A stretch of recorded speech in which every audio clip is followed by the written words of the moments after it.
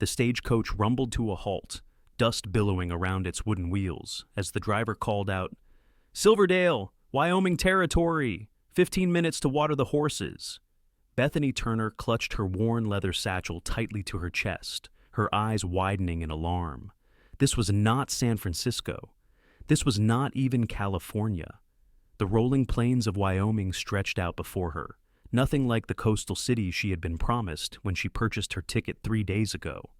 "Sir, there must be some mistake," Bethany called out, her voice rising with panic as she watched the other passengers disembark. "My ticket is for San Francisco." The burly driver barely glanced at the paper she thrust toward him.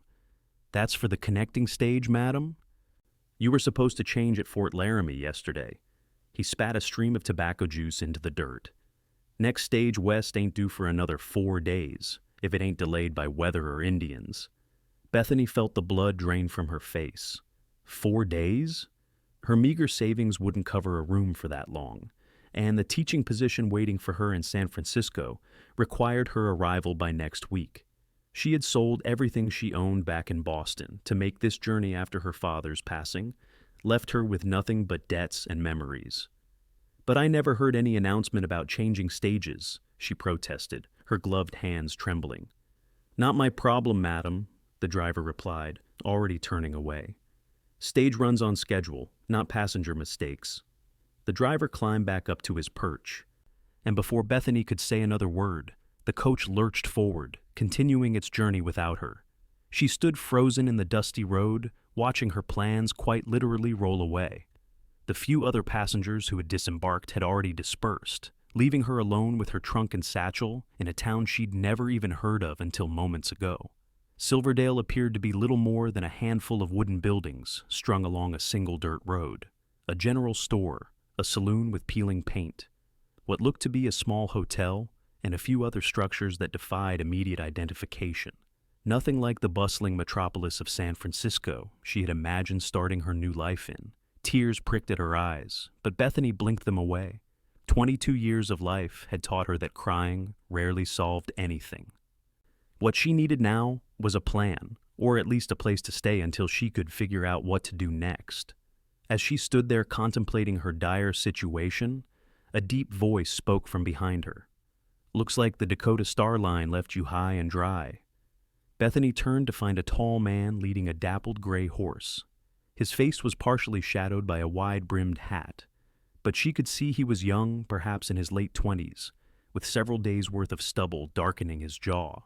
His clothes were dusty from the trail, but unlike many men she'd encountered in her journey west, his eyes held no lecherous intent as they assessed her predicament.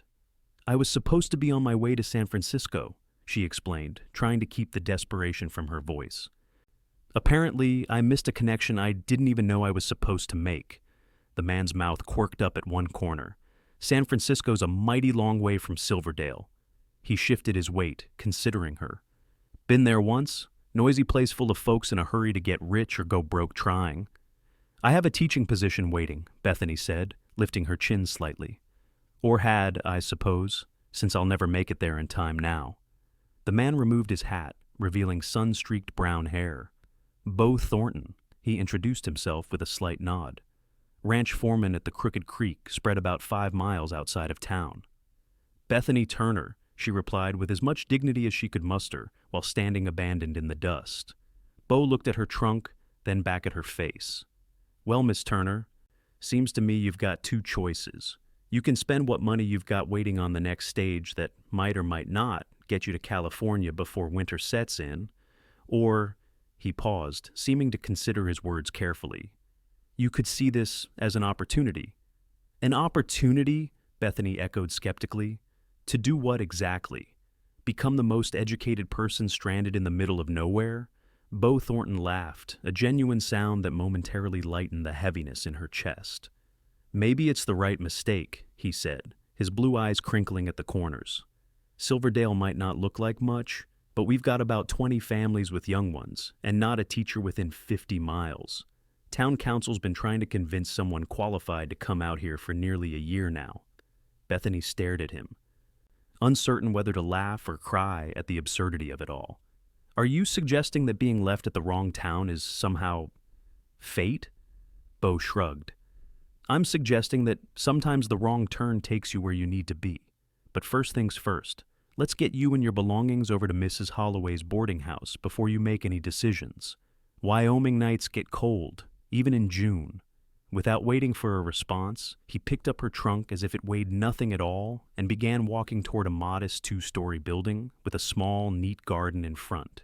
Bethany hesitated only a moment before following. She had precious few options, and despite the strangeness of her situation, something about Beau Thornton's straightforward manner put her more at ease than she'd felt in days of traveling among strangers.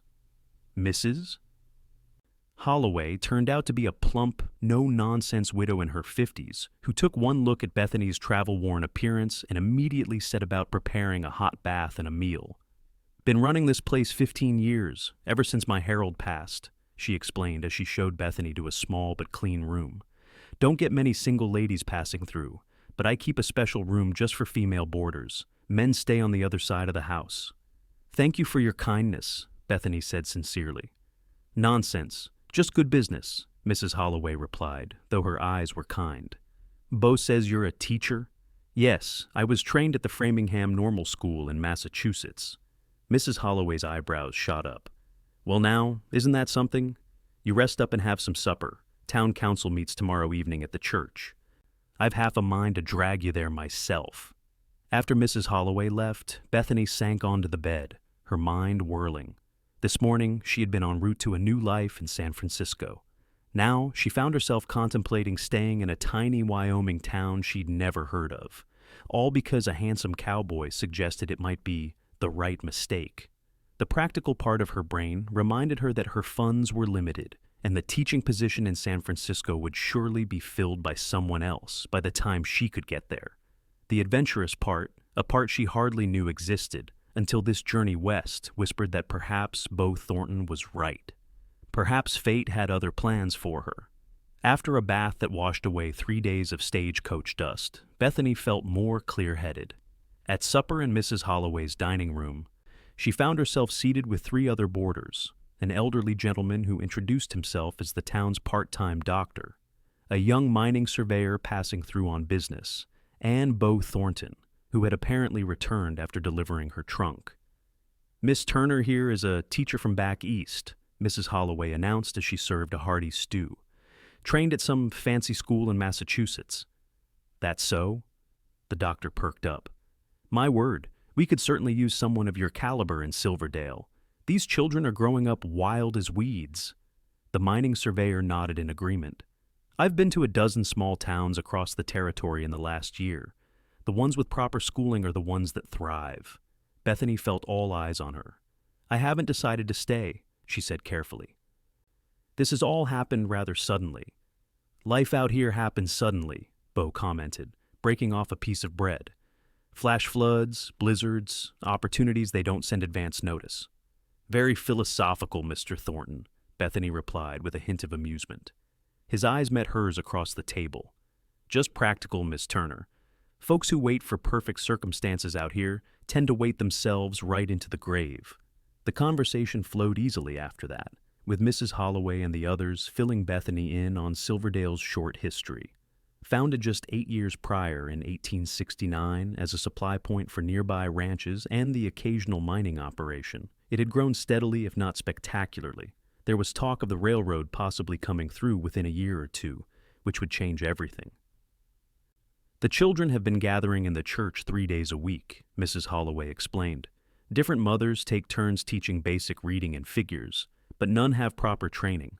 Last winter, Reverend Parker tried to teach the older boys some geography, but, she lowered her voice, between us, the man barely knows where Wyoming is on a map himself.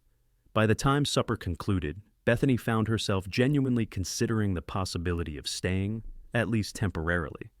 If nothing else, it would allow her to earn enough for passage to San Francisco under better circumstances. As the boarders dispersed for the evening, Beau lingered in the hallway. I'll be back in town tomorrow to pick up supplies, he said.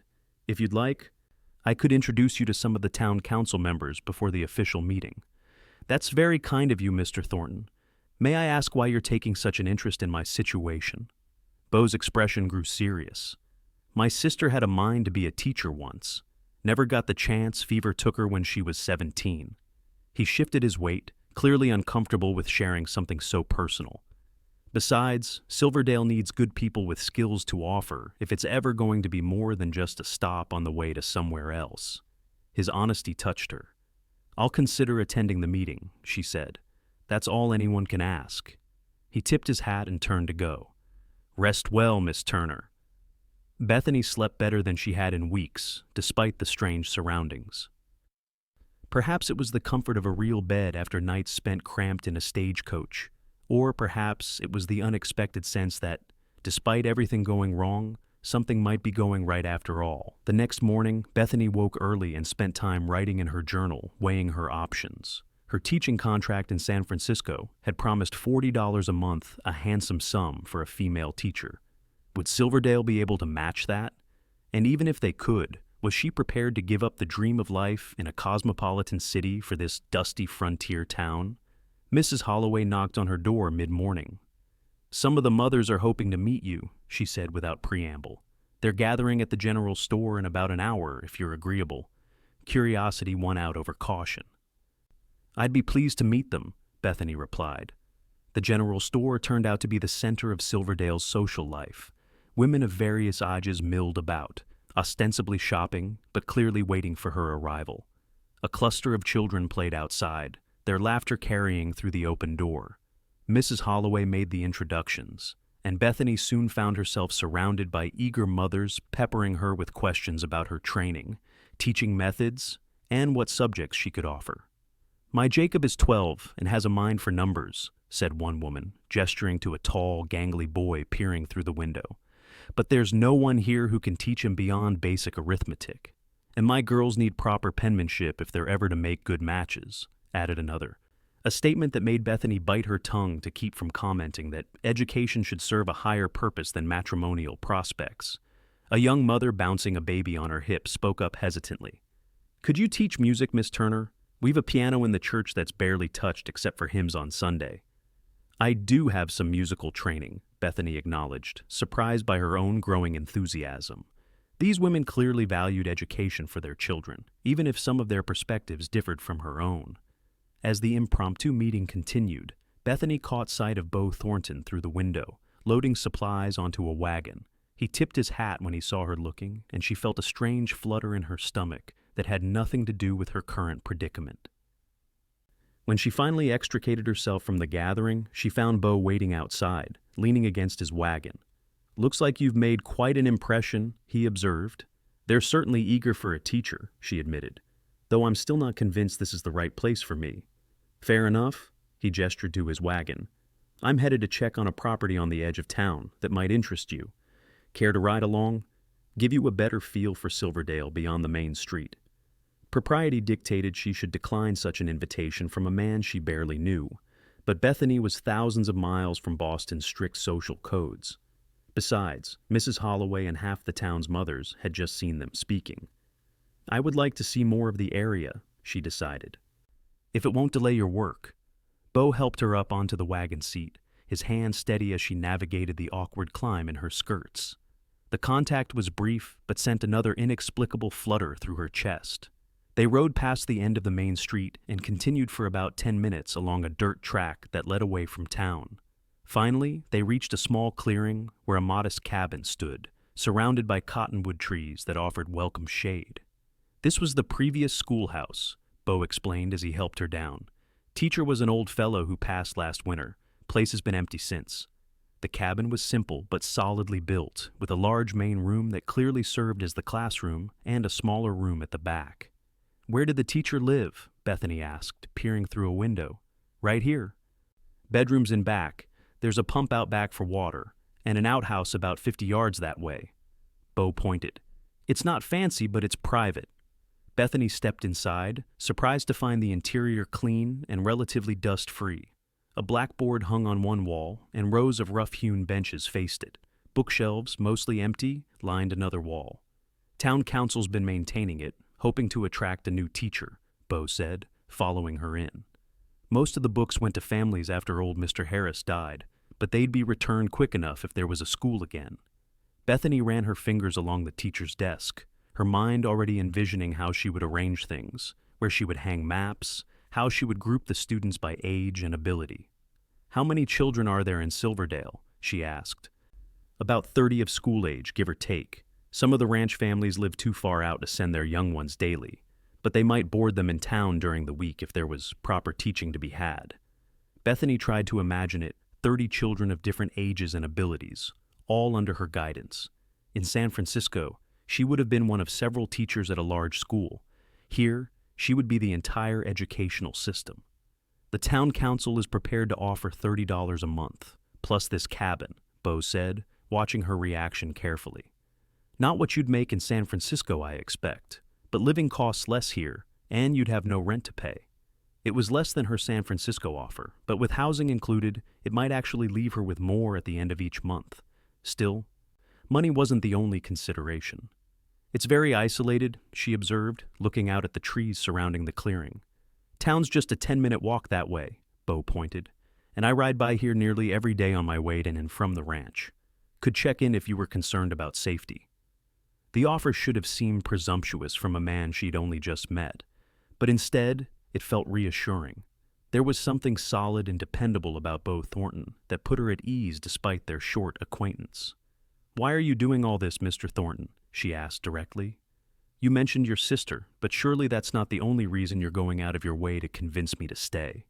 Beau leaned against the doorframe, considering her question seriously. "Silverdale's at a crossroads. Either it grows into something that lasts, or it dries up like dozens of other would-be towns across the territory. Good education makes the difference." He paused, then added more quietly, "And maybe I recognize someone who belongs here, even if they don't know it yet." His words hung in the air between them, laden with meaning beyond their brief acquaintance. Bethany felt a connection to this man that defied rational explanation, as if they had known each other far longer than a day. "I'll attend the town council meeting," she decided, "but I make no promises beyond that." Beau's smile crinkled the corners of his eyes. "Wouldn't expect anything less, Miss Turner." They rode back to town in a companionable silence, each lost in their own thoughts. Bethany found herself noticing details she had missed in her initial shock and disappointment. The wildflowers that dotted the prairie grasses, the majestic sweep of the distant mountains, the clean, crisp quality of the air that was so different from both Boston's coal smoke and the salty fog she had imagined in San Francisco. The town council meeting that evening was held in the small church at the end of the main street. 12 men and 3 women comprised the council, representing the various interests of Silverdale merchants, ranchers, and families. Bethany sat in the front pew beside Mrs. Holloway as the council discussed various matters before coming to the subject of education. When finally called upon to speak, she rose and addressed them with the confidence she had developed during her training.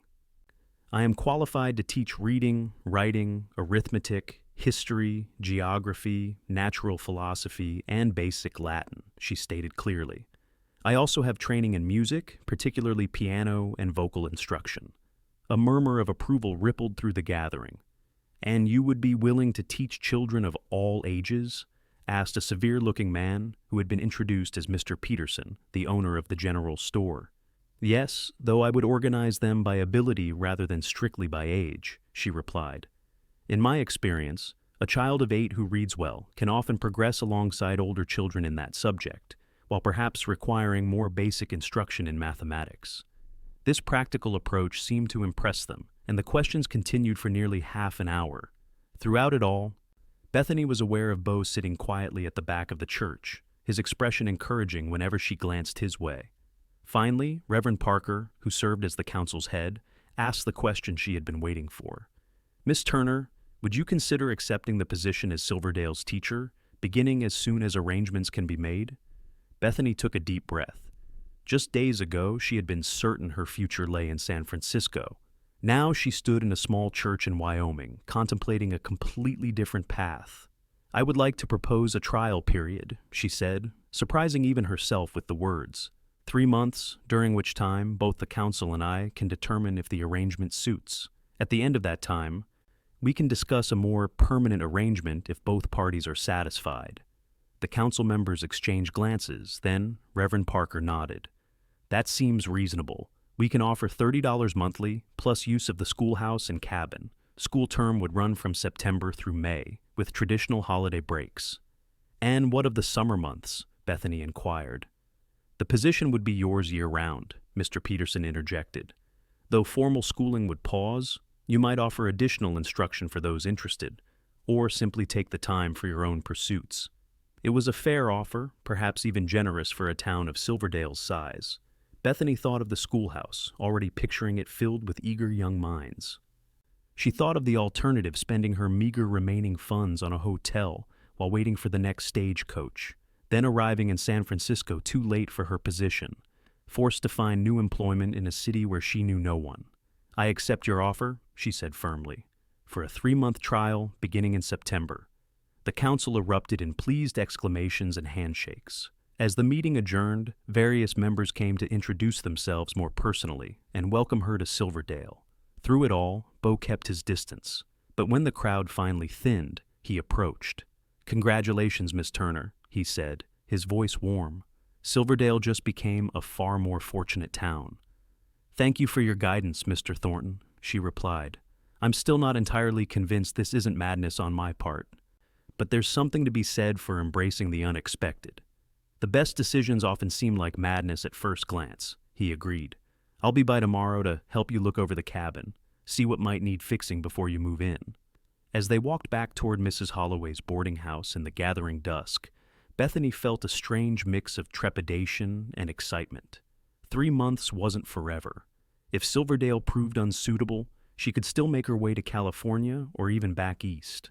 But for now, she had a purpose and a place, however temporary. "You were right," she admitted as they reached Mrs. Holloway's gate. "About what?" Maybe it was the right mistake after all, being left in the wrong town.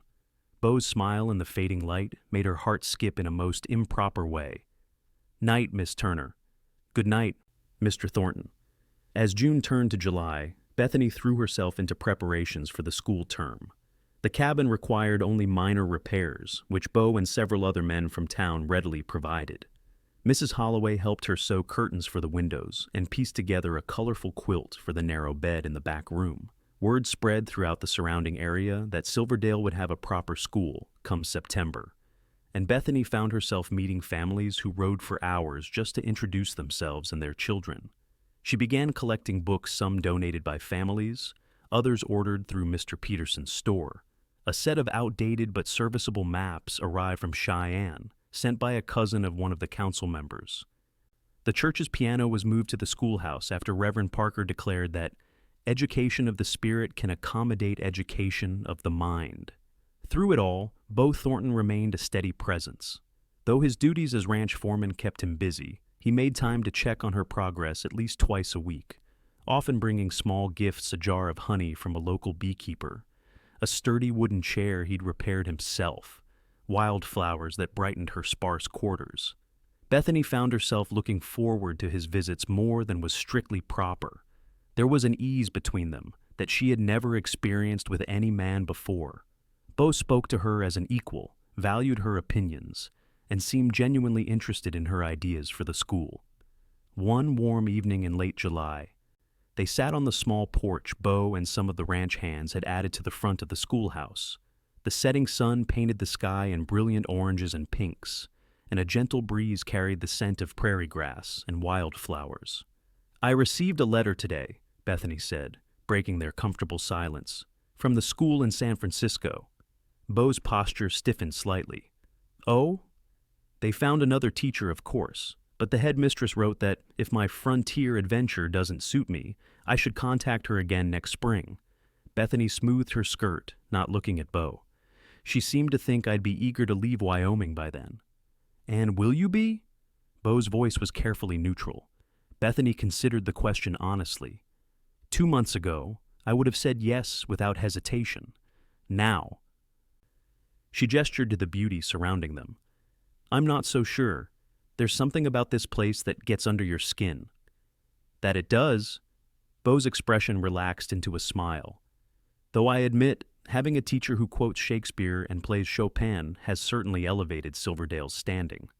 Bethany laughed. She had begun offering piano lessons to anyone interested, and several adults had joined the children in learning. Her informal reading circle for the women of the town had also proven unexpectedly popular. "I never imagined myself somewhere so remote," she admitted. "But there's a freedom here I never experienced in Boston, the space to breathe, to create something meaningful.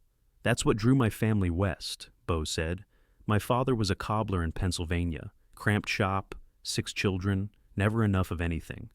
He heard about the Homestead Act and sold everything to bring us out here when I was 14. His eyes grew distant with memory. "It was harder than any of us imagined. Lost my mother and youngest brother that first winter. But the land gives back what it takes, in its own way." Bethany realized how little she knew about his past, despite their growing friendship. "Your family has the Crooked Creek Ranch?" Beau shook his head. "Pa held on for 8 years, but the big winter of '67 took most of our cattle. Had to sell to Mr. Harrison, current owner. He kept me on as foreman, let Pa work as a hand until his heart gave out 3 years back." There was no bitterness in his tone, just a matter-of-fact acceptance of life's hardships. "I'm sorry," Bethany said softly, understanding better now his devotion to Silverdale's growth.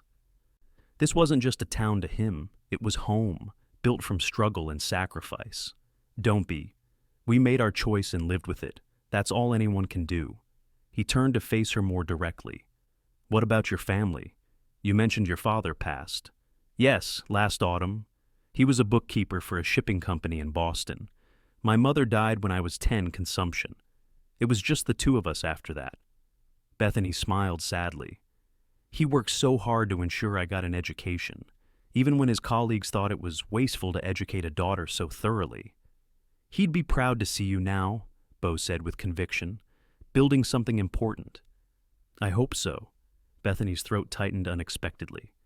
"He always encouraged me to be independent. But I don't think either of us imagined I'd end up quite this independent." Beau's hand moved across the space between them, hesitating before covering hers. The touch sent warmth spreading up her arm. "Independent doesn't have to mean alone, Bethany." It was the first time he had used her given name, and the intimacy of it, combined with his touch and the gathering darkness, created a moment charged with possibility. Before she could respond, the sound of approaching hoofbeats broke the spell. Beau withdrew his hand as a rider came into view, one of the ranch hands, looking for him with a message about a problem with the cattle. "Duty calls," Beau said, rising reluctantly. "I'll stop by tomorrow, if that's all right." "Of course," Bethany replied, hoping the dusk concealed the flush she could feel warming her cheeks. "Good night, Beau?" His smile told her he noticed her use of his first name. "Good night, Bethany." As August arrived, bringing with it the hottest days of summer, Bethany found herself fully integrated into Silverdale's small community. She had moved into the cabin permanently, filling it with small touches that made it feel like home: dried wildflowers in a jar on the table, a colorful braided rug on the floor, books lining the previously empty shelves. The children of the town had taken to visiting her regularly, eager to help prepare for the upcoming school term. She put them to work washing windows, arranging benches, and organizing the growing collection of educational materials. Beau continued his regular visits, and their friendship deepened with each conversation. There were moments a lingering glance, a brush of hands, a shared laugh when Bethany felt certain he wished for something more than friendship, just as she increasingly did, yet neither of them spoke of it directly, as if acknowledging their feelings might somehow break the delicate balance they had established. One sweltering afternoon, Beau arrived with an unexpected proposal. "A group of us are riding to Crystal Lake tomorrow," he said, as he helped her position a new bookshelf. "It's about an hour's ride from here, water's cool even in August. Thought you might like to join us. Mrs. Peterson and some of the other ladies will be there." The idea of escaping the heat was immediately appealing. "I'd love to, but I don't have a horse." "Got that covered. One of the Harrison girls has an extra mare, gentle as they come. Said you're welcome to borrow her." The next morning, Bethany found herself perched somewhat nervously on a placid chestnut mare, riding alongside Beau and about a dozen other Silverdale residents toward the promised lake. Despite her limited riding experience, she quickly found her balance, and the journey became enjoyable rather than frightening. Crystal Lake proved to be everything Beau had promised: a clear blue oasis nestled among rolling hills.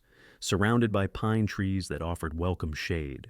The women and men separated to change into bathing costumes in makeshift shelters of blankets hung from trees. When Bethany emerged in the modest bathing dress she'd hastily sewn from an old gown, she found most of the party already splashing in the shallows. Children shrieked with delight as they ran in and out of the water, while adults waded more sedately or swam in the deeper sections. Beau stood at the water's edge, appearing both familiar and somehow different in casual attire. Cotton trousers rolled up to his knees, a light shirt with the sleeves pushed back, revealing tanned, muscular forearms. His hair was damp at the edges, suggesting he'd already been in the water. "It's perfect," Bethany called to him as she approached, gesturing to the lake. "Told you so," he replied with a grin. "Best swimming hole in 3 counties." The water felt gloriously cool against her skin as she waded in, gasping slightly at the initial shock. Beau stayed nearby, his presence both reassuring and distracting, as she acclimated to the sensation of swimming in a natural setting so different from the chaperoned bathing beaches of Massachusetts. They spent hours at the lake, swimming, sharing a picnic lunch on blankets spread beneath the pines, and simply enjoying the respite from daily responsibilities. As the afternoon waned and families began packing up to return before dark, Beau suggested they take a short walk along the shore. "There's a view worth seeing just around that bend," he said, pointing to a rocky outcropping that jutted into the lake. Mrs. Peterson gave them a knowing look, but merely commented that they shouldn't be too long, as the group would be heading back shortly. The path around the outcropping revealed a small, secluded cove, where the lake's water lapped gently against a tiny beach of smooth pebbles. The setting sun cast golden light across the water, and in the distance, mountains stood in purple majesty against the darkening sky. "You were right," Bethany said softly. "It's breathtaking. Like something out of those poetry books you're always reading," Beau agreed, standing close beside her. They watched the play of light on water for several moments before Beau spoke again, his voice lower, more serious than usual. "Bethany, I need to tell you something." She turned to face him, heart quickening at his tone. "Yes? I've been offered a position managing a larger ranch near Cheyenne. Better pay, more responsibility." He watched her face carefully. "I'd be able to save enough to buy my own land within a few years." Bethany felt as if the ground had shifted beneath her feet. "Oh, that's wonderful news. When would you leave?" She struggled to keep her voice steady. "That depends." Beau took a step closer. "I haven't accepted yet." "Why not?" "It sounds like an excellent opportunity." Even as she spoke, Bethany knew she was asking the wrong questions, avoiding the real issue between them. Beau's gaze held hers intently.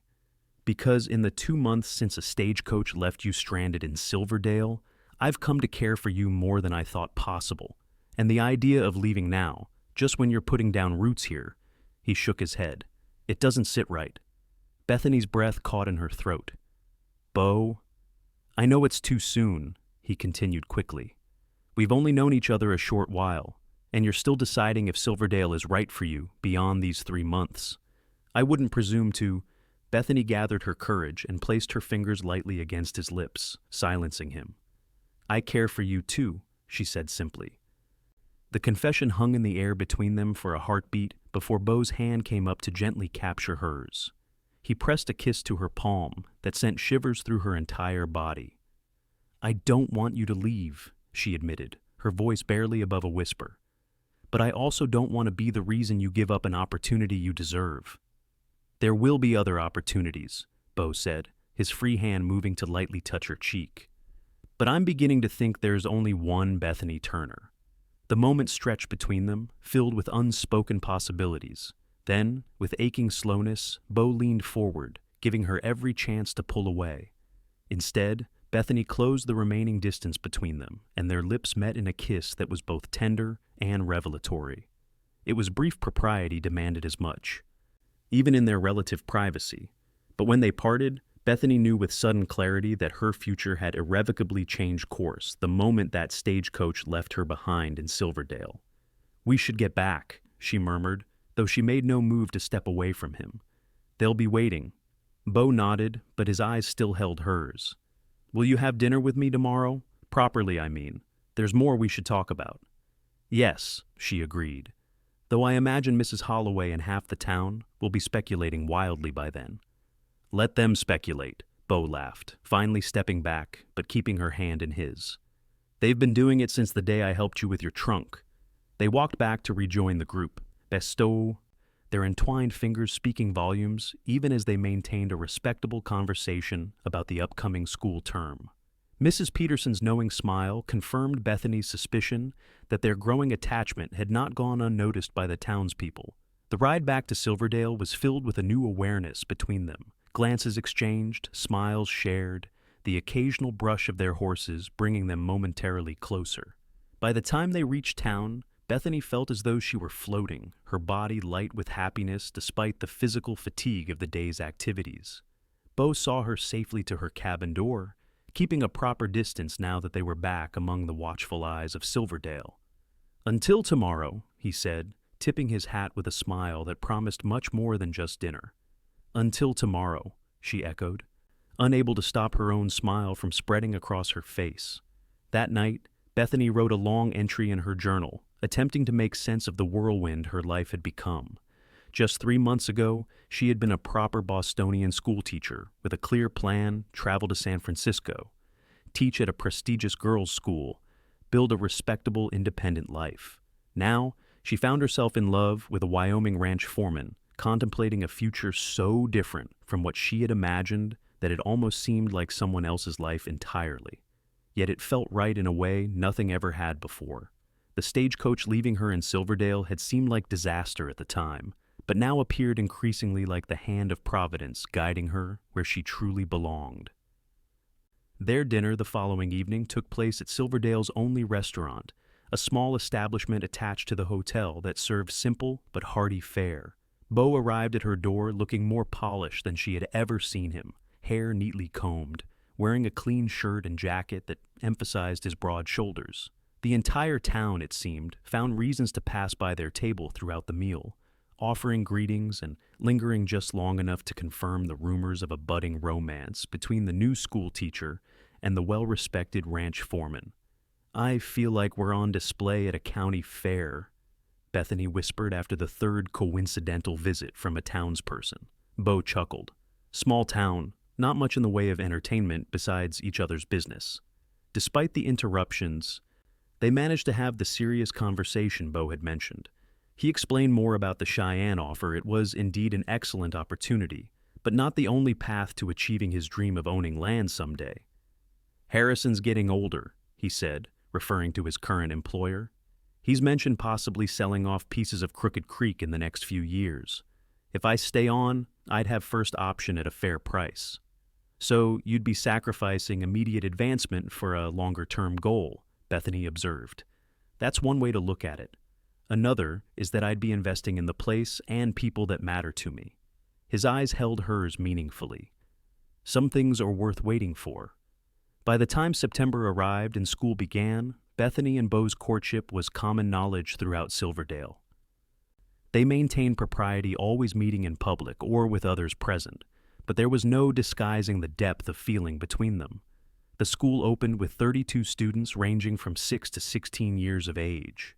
As she had proposed, Bethany organized them by ability rather than strictly by age, creating flexible groups that allowed each child to progress at their own pace in different subjects. The arrangement required more planning, but yielded impressive results as older children who struggled received needed attention, while younger ones with aptitude were appropriately challenged.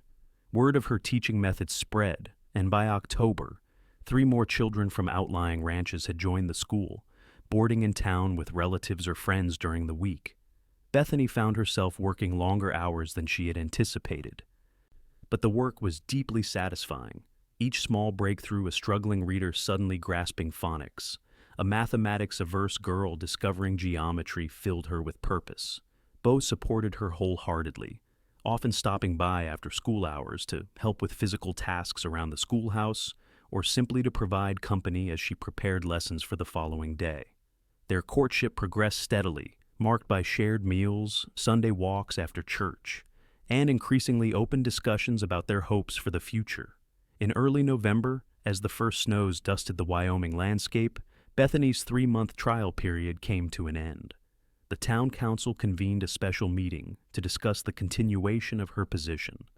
"Miss Turner has exceeded every expectation," Mr. Peterson declared, to murmurs of agreement from the other council members. "I move that we offer her a permanent position with a raise to $35 monthly."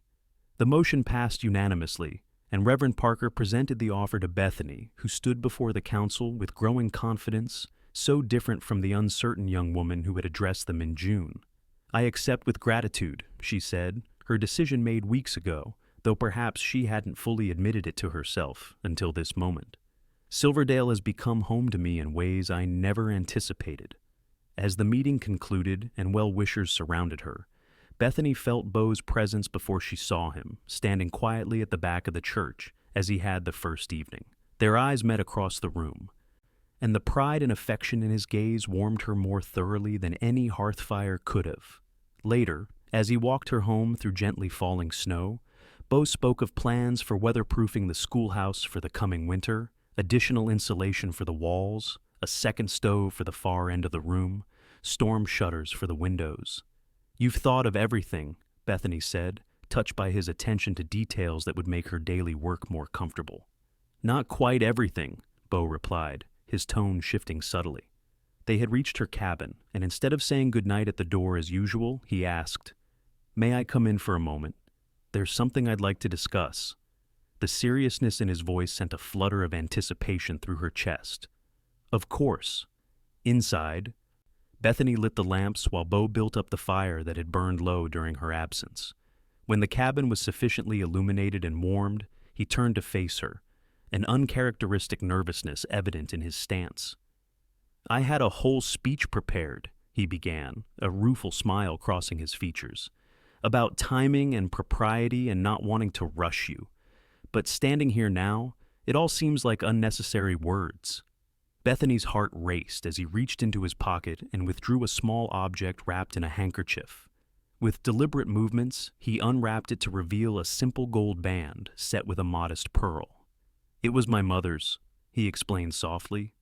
"My father gave it to me before he passed, said it should go to the woman I chose to build a life with." He took a deep breath, then crossed the small space between them and knelt on one knee.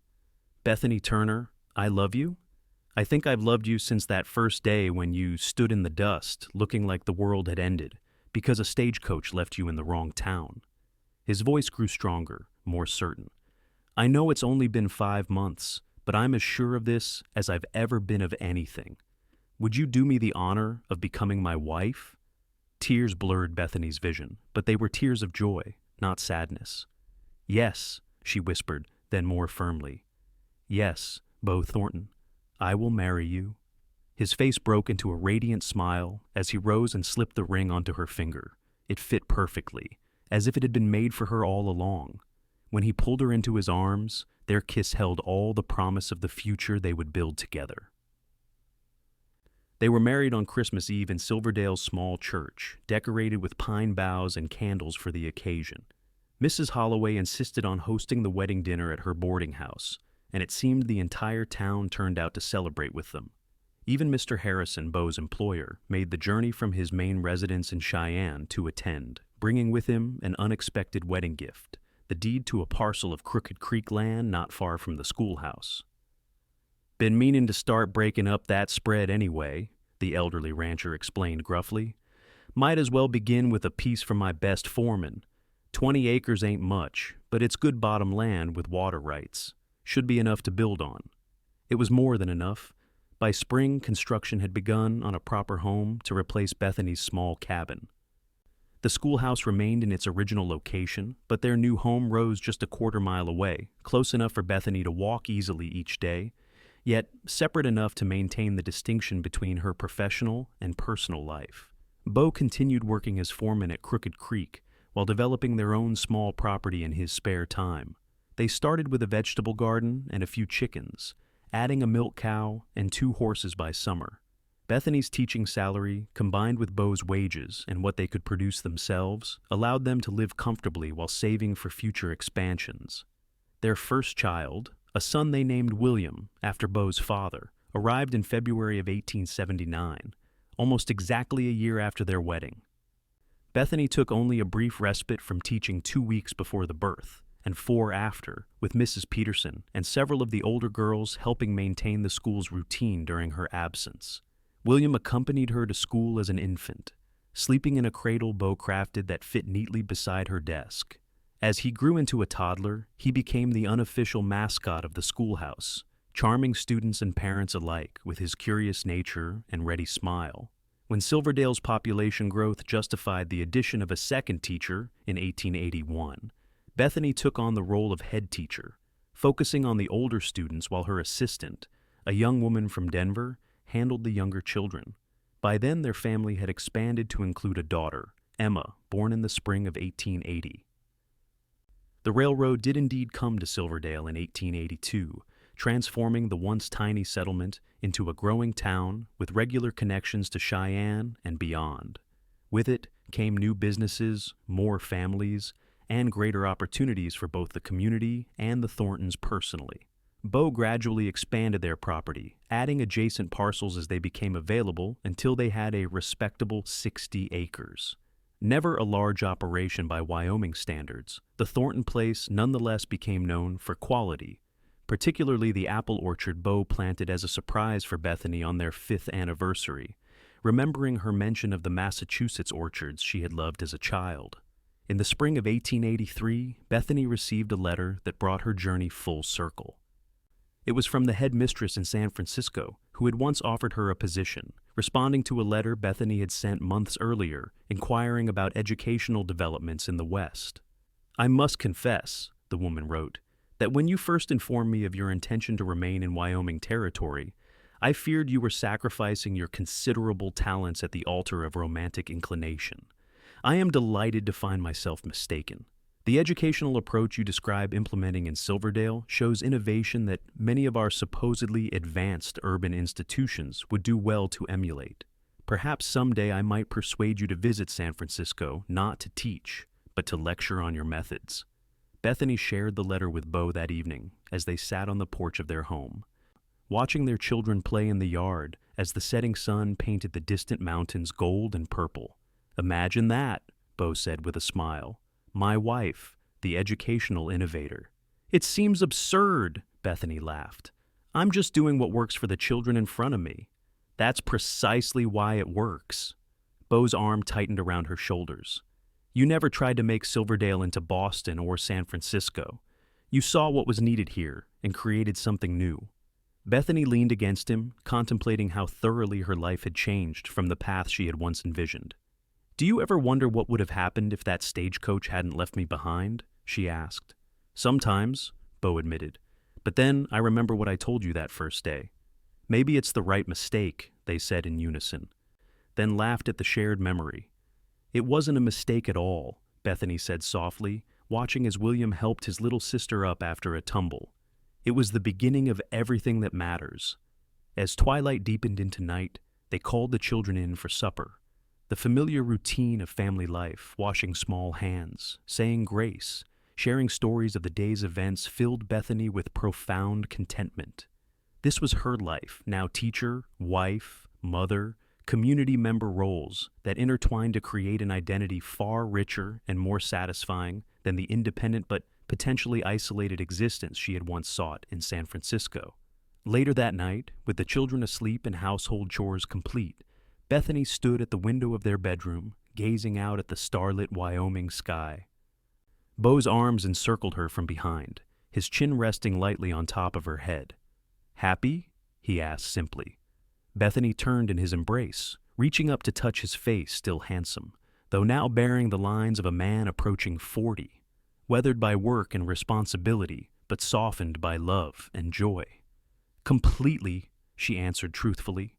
And as his lips met hers in a kiss still charged with the same electricity that had sparked between them beside Crystal Lake years ago, Bethany knew with absolute certainty that the stagecoach that had once seemed to abandon her had actually delivered her precisely where she was meant to be all along. The wrong town had turned out to be exactly the right place. And the cowboy who had helped a stranded schoolteacher had become the cornerstone of a life more fulfilling than any she could have planned for herself. It was, indeed, the right mistake, the beautiful accident that had led her home,